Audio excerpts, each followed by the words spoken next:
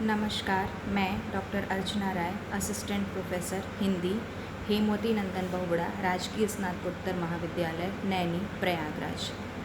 आज का मेरा यह व्याख्यान परास्नातक द्वितीय सेमेस्टर के विद्यार्थियों के लिए है और यह पाश्चात्य काव्यशास्त्र से संबंधित है। पाश्चात्य काव्यशास्त्र में विभिन्न वादों से संबंधित एक वाद बहुत प्रसिद्ध है जिसका नाम है स्वच्छंदतावाद। स्वच्छंदतावाद क्या है? स्वच्छंदतावाद अंग्रेज़ी के रोमांटिसिज्म का हिंदी अनुवाद है। 18वीं शताब्दी के अंतिम दशक और 19वीं शताब्दी के आरंभ में यूरोप में एक नवीन साहित्यिक प्रवृत्ति का उदय हुआ जिसे स्वच्छंदतावाद या रोमांटिसिज्म के नाम से जाना गया।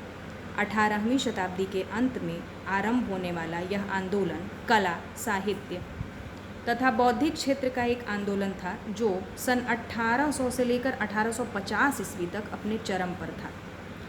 1789 ईस्वी में होने वाली फ्रांसीसी क्रांति से इस धारा का गहरा संबंध है और फ्रांसीसी क्रांति का युग प्रवर्तक नारा समानता, स्वतंत्रता और बंधुत्व लंबे समय तक स्वच्छंदतावादियों का प्रेरणा स्रोत बना रहा।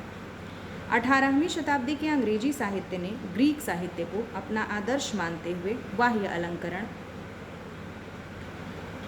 को काव्य रचना, छंद, शिल्प आदि में अपने आप को इतना उलझा लिया था और स्वयं को शास्त्रीय नियमों में इस कदर जकड़ लिया था कि कवि को अपनी मौलिकता के प्रदर्शन का अवसर ही नहीं मिलता था। इसी नव्य शास्त्र और नियमबद्धता की प्रतिक्रिया स्वरूप स्वच्छंदतावाद का जन्म हुआ। इस रोमांटिक यानी स्वच्छंदतावादी विचारधारा का प्रतिनिधि रूसो था, जिसने मानव की स्वतंत्रता पर बल दिया और कहा कि man is born free but it is found everywhere in chains, अर्थात मनुष्य स्वतंत्र पैदा हुआ है किंतु हर जगह बेड़ियों में जकड़ा हुआ है। रूसो ने अपने समय की सभ्यता मूलक उपलब्धियों पर आरोप लगाते हुए कहा कि उनकी वजह से मानवता नष्ट और भ्रष्ट हो रही है। अतः भ्रष्टाचार मुक्त जीवन की खोज हेतु प्राकृतिक अवस्था में लौटना अति आवश्यक है। इसीलिए रूसो ने बैक टू नेचर का नारा दिया। कालांतर में स्वच्छंदतावाद का साहित्यिक आंदोलन अंग्रेजी साहित्य में विकसित हुआ जिसमें वर्ड्सवर्थ, ब्लैक, शैली, कीट्स आदि के नाम विशेष तौर पर उल्लेखनीय हैं। स्वच्छंदतावाद की एक महत्वपूर्ण उपलब्धि यह है कि उसने क्लासिकल भाषाओं को रचना के केंद्र से हटाकर जनप्रिय भाषाओं, लोकप्रिय भाषाओं यानी सामान्य भाषाओं को लेखन का माध्यम बनाया। बुद्धिवाद के खिलाफ विद्रोह भी इस आंदोलन की एक महत्वपूर्ण उपलब्धि है। प्रकृति के तर्क बुद्धि व व्यवस्था मूलक उद्गम के विपरीत इन्होंने प्रकृति को आंगिक विकास व विविधता के स्रोत के रूप में ग्रहण किया। हिंदी में स्वच्छंदतावाद का प्रभाव 20वीं शताब्दी के दूसरे दशक में दिखाई पड़ता है। यह प्रभाव छायावादी कविता के रूप में सामने आता है और आचार्य रामचंद्र शुक्ल ने अपने हिंदी साहित्य के इतिहास में सर्वप्रथम स्वच्छंदतावाद का उल्लेख करते हुए श्रीधर पाठक को इसका प्रवर्तक बताया।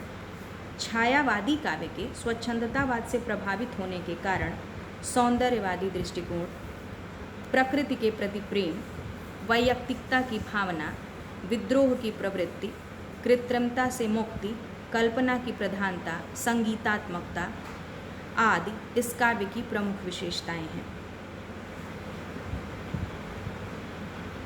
स्वच्छंदतावादी समीक्षा पद्धति।